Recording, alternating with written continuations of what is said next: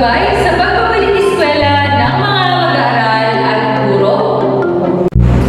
Narito at ating tunghayan ang isinagawang simulation o pagsasadula sa mga dapat tandaan mula sa pagpasok hanggang paglabas ng Magarao Central School. Sa labas pa lamang ng paaralan ay kailangang nakapila na ang mga mag-aaral ng maayos. Ito ay may 1 hanggang 2 metro ang layo sa bawat isa.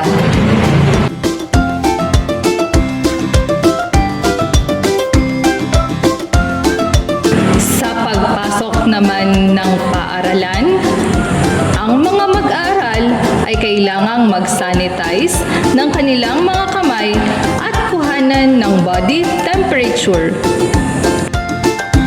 Kapag ang body temperature ay normal,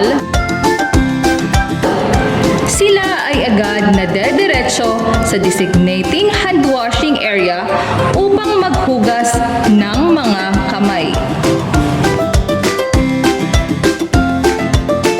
Bago pumasok ng silid-aralan, ay muling magsasanitize at kukuhanan ng body temperature ang bawat mag-aaral para mapanatili ang kanilang kaligtasan sa virus.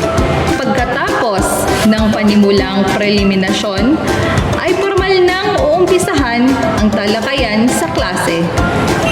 Kung magtutungo ang mag-aaral sa palikuran o comfort room, tinitiyak na isa-isa lamang at hindi maaaring sabay-sabay na magpapaalam at maghihintay ang mga mag-aaral. Sa oras ng recess, sila ay mananatili lamang sa loob ng silid-aralan upang kunin ang kanilang dalang baon habang patuloy na sumusunod pa rin sa health and safety protocols. At sa oras ng uwian, ay titiyakin ng guro na muling sumusunod ang mga mag-aaral ng social distancing at health protocols mula sa paglabas ng silid-aralan hanggang sa paglabas ng gate ng ating paaralan.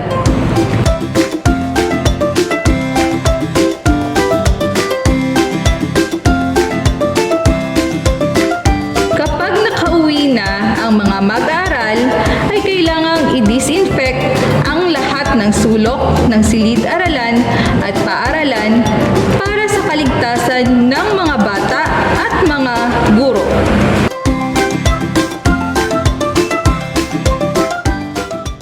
Ano naman ang mangyayari kung ang mag-aaral ay may mataas na temperature? Kung sino man ang may mataas na temperature sa 37.5 ay pansamantalang dadalhin sa isolation area kung saan may naka-assign na school clinic teacher na mag-a-assist sa mag-aral na may mataas na temperature. Paglipas ng ilang minuto, ay kukuhanan ulit ng temperatura. Kung wala pa ring pagbabago, ay tatawagan na ang contact number ng magulang para i-advise na dalhin na ito sa pinakamalapit